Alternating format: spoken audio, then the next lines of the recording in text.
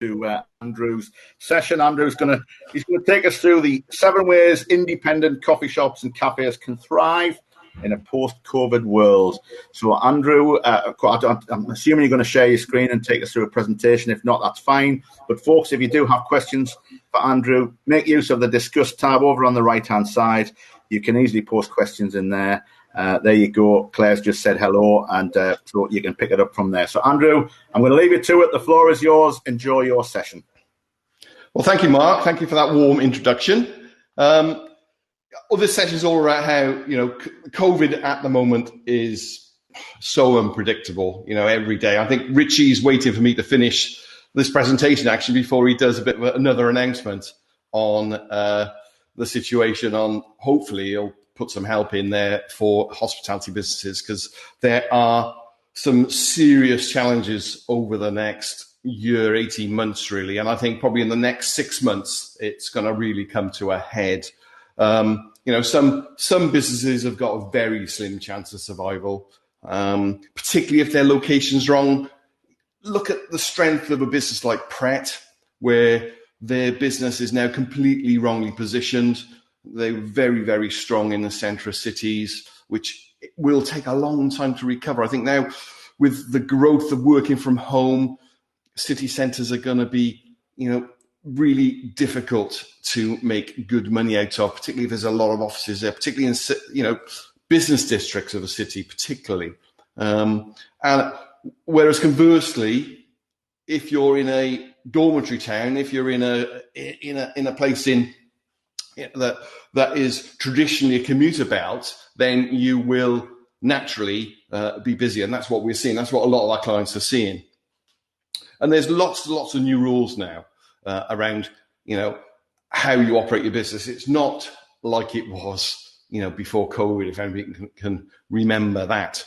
So let me just quickly introduce myself, and if I can get all the techno to work.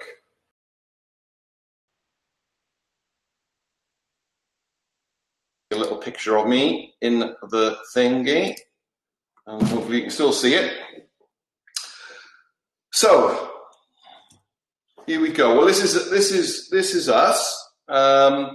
We are, myself and Claire are the authors of The Daily Grind, which is, believe it or not, the world's best-selling book on how to open and run a coffee shop that makes money. It's an award-winning book, and it is the #1 bestseller on Amazon. So we're really proud of that. We wrote that book about 4 years ago now, having run our own coffee shop business for 15 years, independent. We started off as franchisees. Our franchise all went bust. We reinvented ourselves and completely reinvented a new business, a new way of working, and developed lots of systems and processes and ways of working that made us really successful. Of course, when you're successful, you get people come and ask you, can I pick your brains? So this was the result of people picking our brains. Not that we got fed up of people picking our brains. We thought, let's start writing it down. And ultimately, we came up with a book. So what do? Well, we work predominantly with startup coffee shops and existing coffee shops, independent, to start up profitably and to fine-tune their vision. We don't tell you what to do. We help you develop your vision for your own business. And that's something we're really proud of, because if you're independent, the reason you want to start up is because you've got most people have got a really clear vision of what they want to do. We don't come in and stamp over that vision. What we do, we facilitate it. We help you make the right decisions. We give you the benefit of our experience and help you along the path you travel before you open. So we do that, and we've got online courses called startupatcoffeeshop.com, and we've got a Facebook group which you can join as well, which is Coffee Shop Starter. We also do one-to-one coaching for startups called the Launch Program, which is a whole year program which we hold your hand, basically.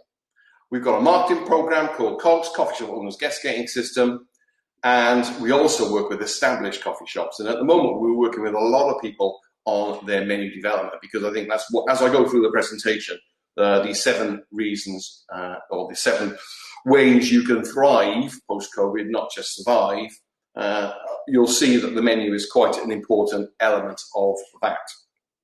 So the first important way to survive is to understand your location. Your location now has changed. You know, the ability of where your coffee shop is situated to take money has changed dramatically.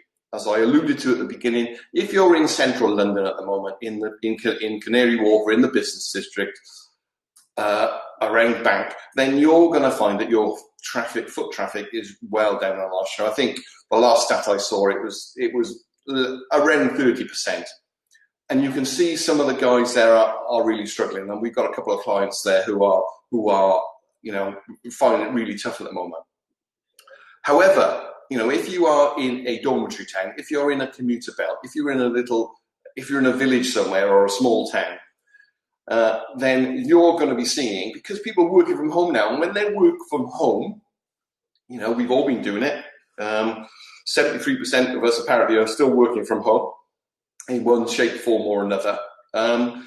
You get a little bit bored, you get a bit stir crazy, and you want to pop out for a coffee. Or you might want to work in that location. Find a coffee shop, find somewhere different. It's okay for us. We in fairness, we've got a reasonably sized house. Our kids are working from home. We're working from home, but there's enough space. But if you're a young professional, just left university, living in a bedsit, living in a one-bedroom apartment, it's really tough.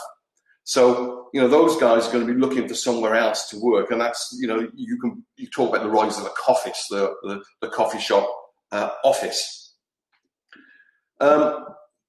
With these locations as well, because every location has had an impact one way or the other. But if you're in a location that has seen a dramatic fall in footfall, or has suddenly got a lot of empty units there because the big boys have disappeared and that sort of stuff, then now's the time to renegotiate with your landlord.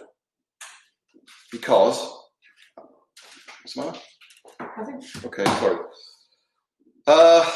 Some sort of IT issue, I'm not sure what it is. I think the location. Oh, okay, I can't make it any bigger. Sorry about that. Right, bit of an IT issue there. We had a bit of a. That's the great thing of working from home. You're reliant on your IT skills, and apparently mine aren't as good as they should be.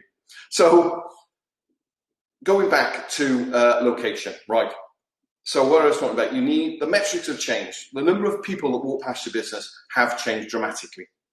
Therefore, the value to you of that business, of that location, is reduced, particularly in Central London. So you need to talk to your landlord. If you haven't already, I'm sure most people have. But one of the guys that are going to survive and thrive post-COVID are the guys that are going to get you rent deals. Full stop. Okay. Landlords are now open to dealing with things they've never dealt with before, and they're happy. A lot of them are happy to deal with sales-related rents. If you can get a sales-related rent of anything between 3% and 7% of net sales, then you're going to share any benefit with your landlord, but protect yourself if it carries on being poor for the next 18 months. And also, now's a good opportunity to get some extra space. So if that unit next door to you is empty, if the area upstairs is empty, or if there's a green space, if there's a patio, if there's a pathway, if there's any outside space at all, now's the time to try and get to nab that. Because particularly with the situation we're in now, people feel a little bit unsafe coming inside. They're much happier outside. And believe it or not, people will sit outside in pretty much all winds and weathers, as long as they're warm, as long as they're protected from the elements. So getting your location, external space expanded will really help you thrive. And you need to be a little bit creative with that as well. The next way you're going to be able to survive or to thrive is to be really flexible. So when we went into lockdown, coffee shops, cafes, all over the country suddenly turned themselves into greengrocers, into bakers, into delivery, into producing cake boxes, muffin boxes, tray baked boxes, all that sort of stuff. They turned into little Arthur Dailies all over the country. There was hundreds of little Arthur Dailies out there who were, there's no getting around it. They were fighting for their lives, But now we are coming out the other end, although it does seem even further away after the announcements this week. I think the guys that are going to be successful, are going to thrive, are those guys that have maintained this flexibility. All right, because the old rules no longer exist. We have a new normal. I talked about working from home. People will want to work from home. People will want to pop out for their daily coffee. They might want something delivered to them. So coffee shops have been a bit slow historically launching delivery apps because it is, how do you deliver coffee? It's always difficult. The guys that have done it have found it works, and there are ways around it. Getting an app, using your website, text ordering. Those are the sort of things you need to do. You need to be really flexible. Things like extending the range, making sure you've got an online shop, making sure that online shop works and is easy to navigate. Changing your opening hours, be flexible with them. The new normal, you perhaps want to shut on a Monday and Tuesday. I don't know. Adjusting the menu, really important. For lots and lots of reasons as well. It's not just that, it's harder to make stuff and it's harder to get your people in and you've got less space in your kitchen, all those sort of things. But having a smaller menu will really help you be more profitable and also simplify your operation and speed up the operation. I'll talk about speed in a minute. So the design of your coffee shop is going to be different as well, because you're going to have to reduce the number of seating. So is there anything you can do to make that more attractive to people? As I say, and ordering at table. I am a late adopter of ordering at table, but now when I go to my local pub, I don't think I'll ever go back to ordering at the counter because it's so particularly if you're there with a group. If you're there on your own and you want to have a chat with the bar staff, then that's absolutely fine. That's what it's all about. That's that sociability. But if you're there with a group, there's nothing better than having your beers or your food delivered to your table, never having to move. It's all paid, it's all clean, it's all sorted. So, order at table. If you haven't thought about that, you need. I would highly recommend you get that going. Because that's so much easier to sort out now. The next one is, of course, we're going into recession.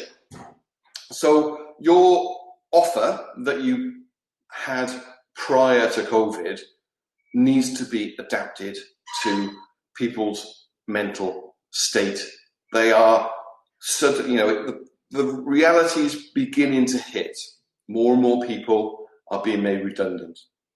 More and more businesses are going under. And it's going to be really, really tough. And when people's confidence goes down, then their ability to spend more goes down as well, because psychologically they want to save, they don't want to spend a load of cash. So fundamentally, you need to ensure you understand that you are going into a value economy and you can't pitch the same sort of menu and the same sort of offer that you did pre-COVID, post-COVID. It brings a load of uncertainty. But coffee shops are well positioned. If you look back to the last recession, if you're as old as I am anyway, you'll remember that Costa did exceptionally well. They grew like mad during the last recession because, and I remember the chairman talking it over and over again in shareholder meetings, the reason why, because the city were a little bit, what's going on here? Why are you growing so fast? It's because people want their little treats. So they are not happy to go and spend 150 quid at a high per per person at a high-end restaurant and a Michelin star place. But during recession, they want to maintain that little bit of a treat. And that's how Costa were able to grow so well on the back of the last recession as well. The other thing they did, of course, was buy up loads of units at a reduced rent. So they took over loads of in the term where Starbucks at the beginning of the recession had to shut loads of shops because they'd overpaid with the rent bubble, the price of coffee shops. If you go back to 2007, the price of coffee shops rents were massively overvalued. The landlord would see a coffee shop come in. There was a fight in London actually between Costa and Starbucks. And that's why Costa took a long time to come into central London. They let Starbucks take a lead there, and they realised they were overvaluing sites in central London. But the values now of sites, the value of, it's not a great time to be a landlord because the value of your portfolio will go down there. And that's why landlords will want to give you a better deal. They want a tenant. They want some guarantee that their unit's going to be full. And of course, having a coffee shop as a landlord, having a coffee shop as a tenant is a great thing because it brings people to the area. It adds value to the other bits of the property as well. So coffee shops are in a really unique position. So those guys who are going to thrive are those people who are going to understand the opportunities that come about in the value economy, and they pitch their offer to the value economy as well. The next one is about technology. So it takes a long time typically for things to be accepted as mainstream. We know that, humans don't like change. This has been a real bolt. This has been a real kick up the arse. People are now working from home. People are using Zoom all the time. They are much more IT literate. All right. If they weren't on Facebook before, if they weren't on Instagram before lockdown, then chances are they are now, even the older generation, because they've used it to keep in touch. They've spent even more time on social media. So the client base, the customers, our guests are a lot more technologically savvy. Unfortunately, we see a lot of coffee shops and cafes that open or have been open for a long time, and they haven't even got a website. And without a website, they're not in control of their online reputation. And if they're not if they're not in charge of that, who is? Well, Google is ultimately. But if Google can't find your website, then they'll go to TripAdvisor, they'll go to Facebook, they'll go to Twitter, they'll go to all these things. And then when somebody taps in, where's a great place to eat, you might not even come up.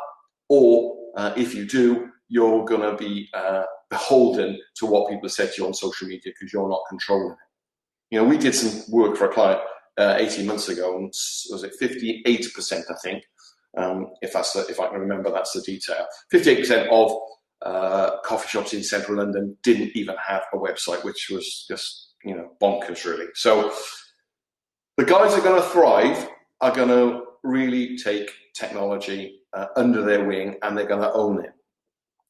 Things like having the order app, which I talked about a minute ago.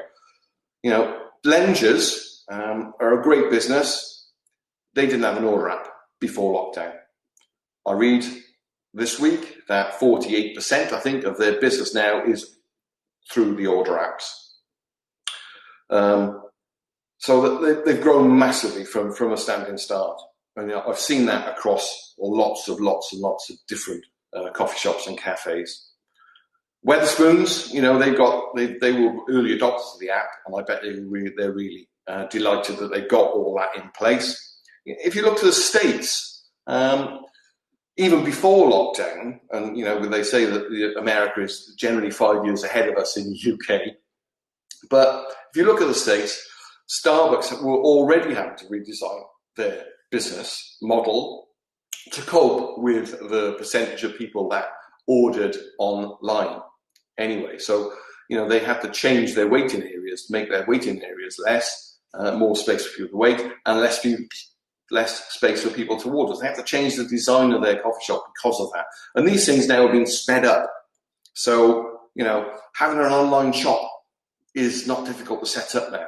All the technological stuff that used to be well beyond the reach of an independent now are all available at really low price now in comparison. Software as a service systems, there are hundreds of them. Who'd have thought that we'd have done all our banking online, or who'd have thought all our accounts would have been online with Xero?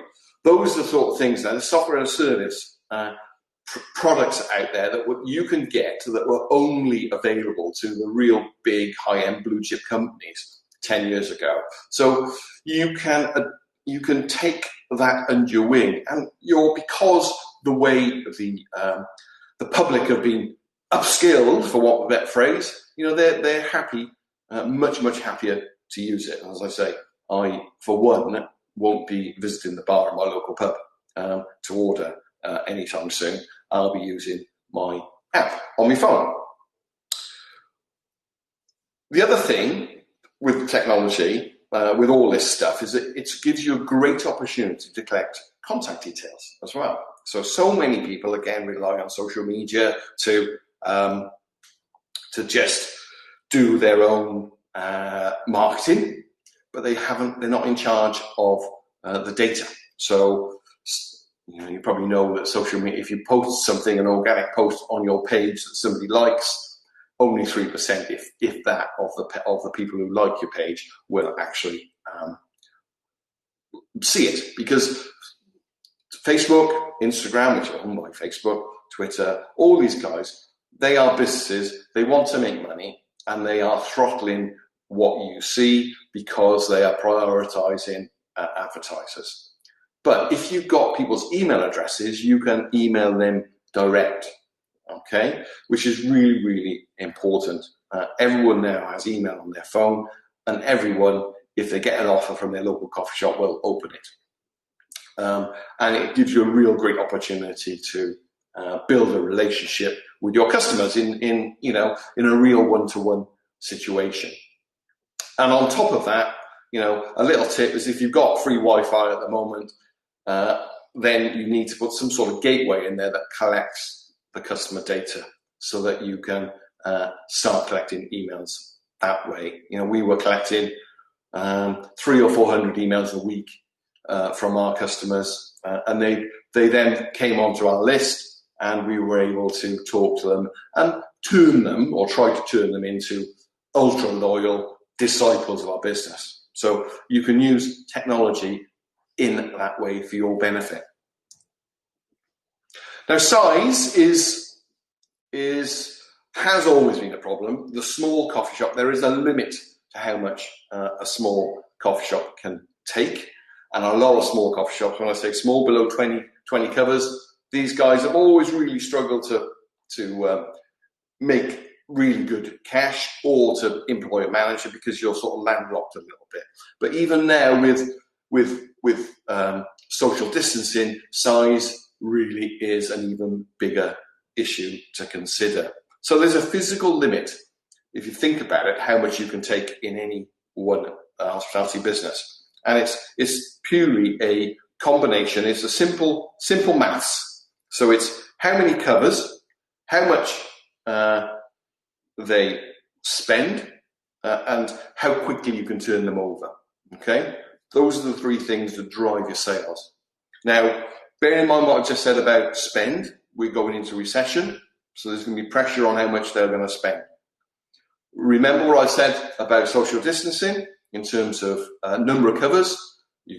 Most people are going to have to reduce how many covers they've got in their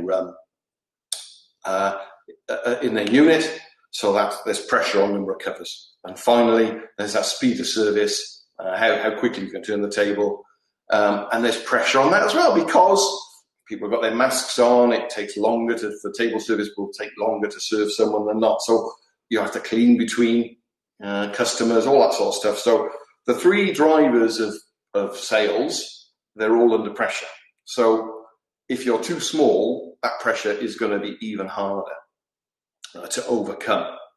But there is an opportunity at the moment to look for getting more size. As I said at the beginning, landlords are open. So if you've got an empty unit next door, if you've got some offices above that have come available that you can turn into a office, then that's you can get a reasonable rent. Then there's going to be lots of opportunities coming your way. So size is still an issue, and the guys that are going to thrive here are going to take the opportunity to expand as much as they can. And possibly, landlords are giving out, they are very flexible at the moment.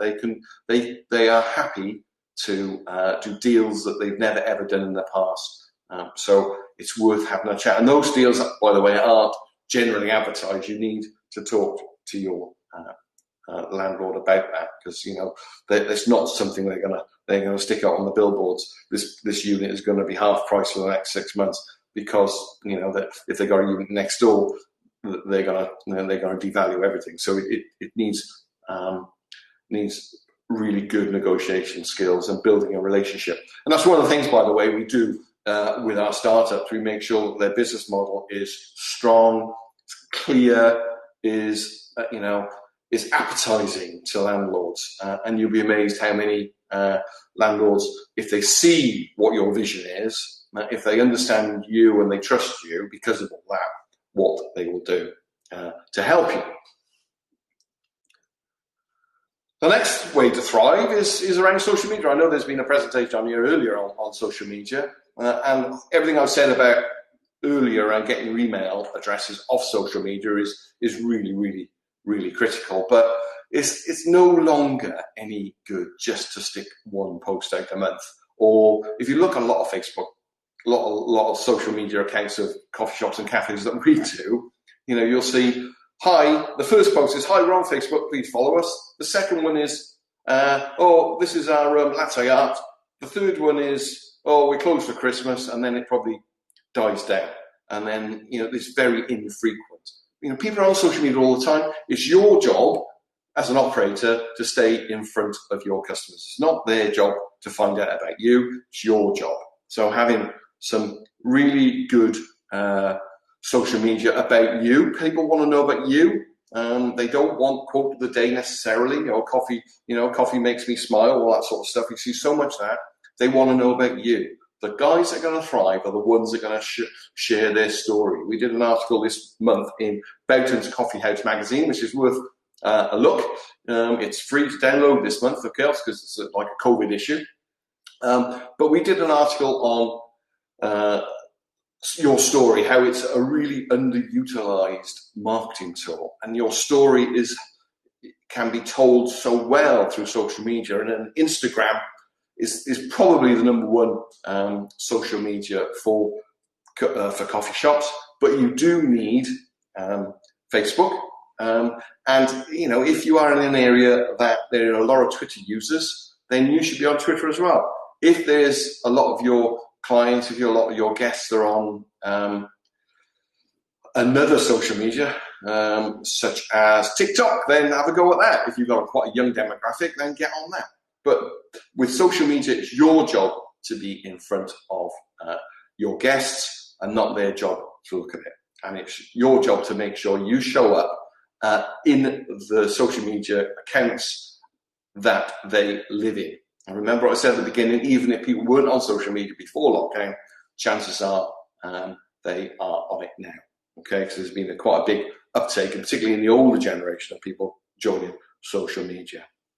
And don't forget, you must get people's contact details. Once you've got them to like you on social media, find a way of getting their contact details and bring them on to you so you've got control, so you can email them when you've got an event and you don't have to use the Facebook advertising. Although Facebook advertising and social media advertising is probably the only way I would recommend anybody now to use for their marketing. That's pretty much what we recommend everyone to use, not to do anything in print, just purely social media marketing.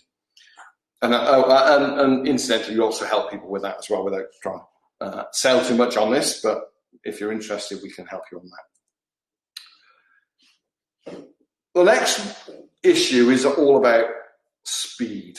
So, things have changed, okay? This is two bits of the speed, okay? So first bit is you need to understand that there's operational efficiencies now you need to look at, okay? Because every COVID regulation has basically slowed down your operation, okay?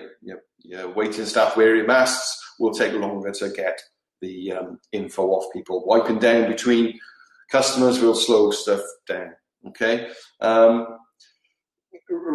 Taking in deliveries, everything is going to take longer in your operation. So you need to, the guys who are going to thrive are the ones that are going to now look at their operation in detail and find ways to speed up each element of it, whether it be simplification of the menu, reducing the number of suppliers, looking at the process, looking at where is the bottleneck in that production of your coffee, or where's the bottleneck in the production of that bacon roll. Those are the things that you need to do to thrive. It's no longer the old rules have changed. We've said that. I've said that at the beginning.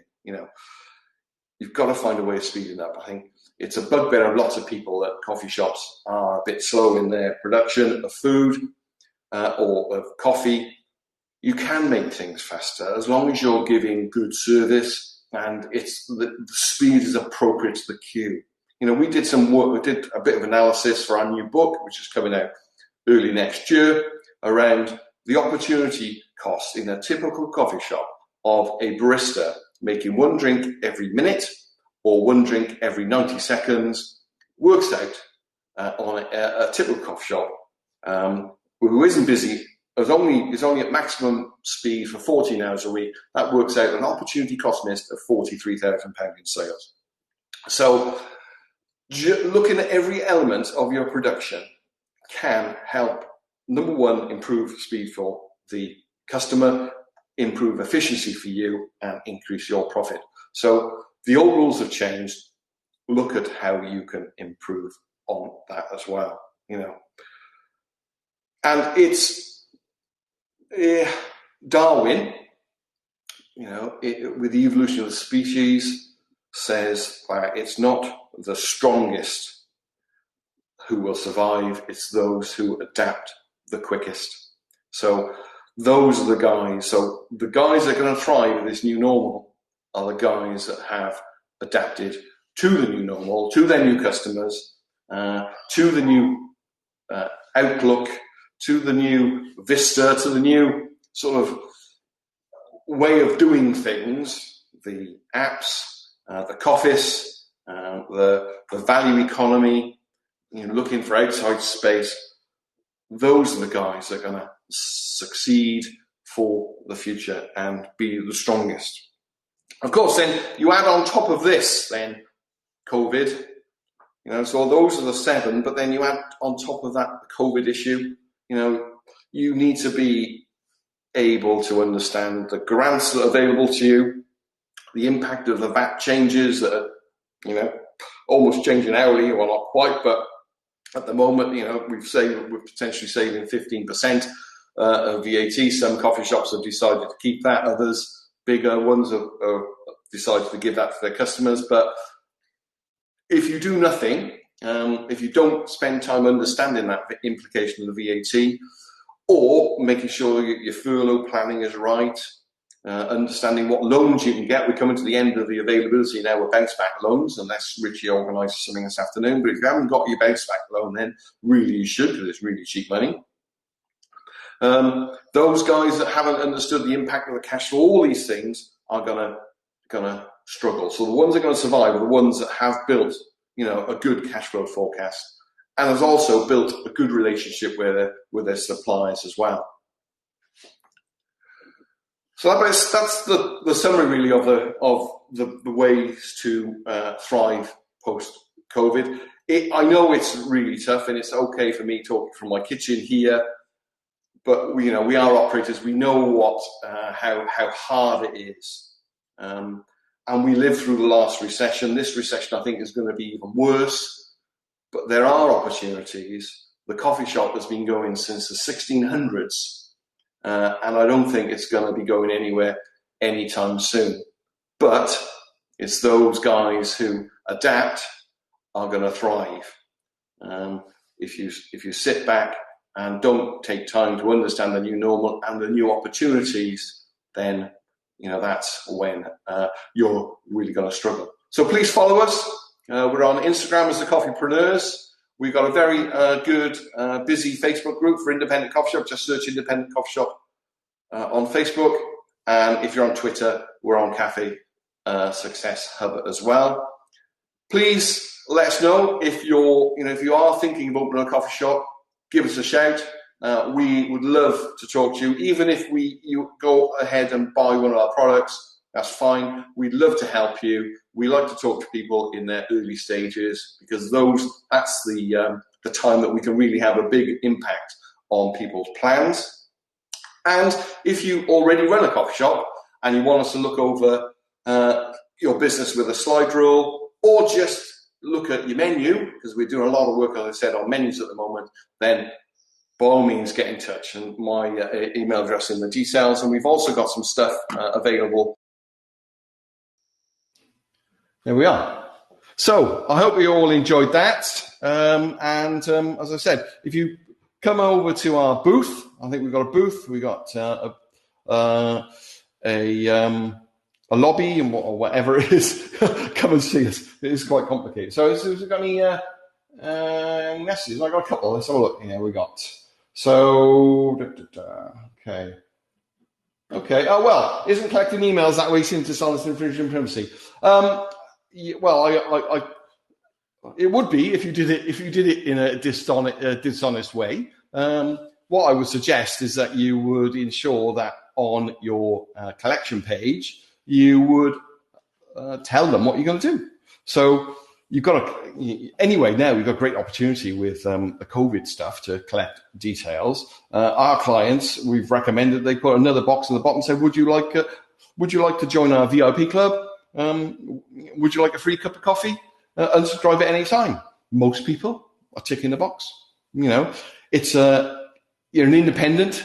As long as you stick to your values, it's your job to try and get your customers through. I think the issue is if you don't do it, you're doing a disservice to yourself and to your family because you're not building your business as fast as you could. So you can look at it from the other way. So, if I was your kid or your wife and you had an opportunity and you turned down an opportunity to make a relationship with who could be a fantastic new customer, and you didn't take that opportunity, then I think, flipping on its head, it could be considered as wrong that way. So yes, as long as you stick to your values and you're very clear, I'm not suggesting for 1 second you harvest this information as you would as your big organization. We're talking about little independence here. We're talking about when an email from our business used to land on people's email boxes. We had a fantastically high open rate because it was from Andrew and it was from Claire. All right. They want to hear about us. They wanted to hear what we had to say. We would give them information around what was going on locally, what our new offers were, what the new ranges were, what our opening hours were. It was all interesting stuff. It wasn't just, buy my stuff. It was, helping people understand us, build a relationship with us. So that's effectively how it all worked. So we got any other questions there? Let's have a look on the Q&A. No? Okay. Well, thank you very much indeed. And I'll be available all afternoon. If you want to talk to me and Claire, please pop in to the backstage, into the lounge area or the lobby area or to our booth, and we'd be delighted to talk to you. So thanks very much, and good luck thriving in the new economy.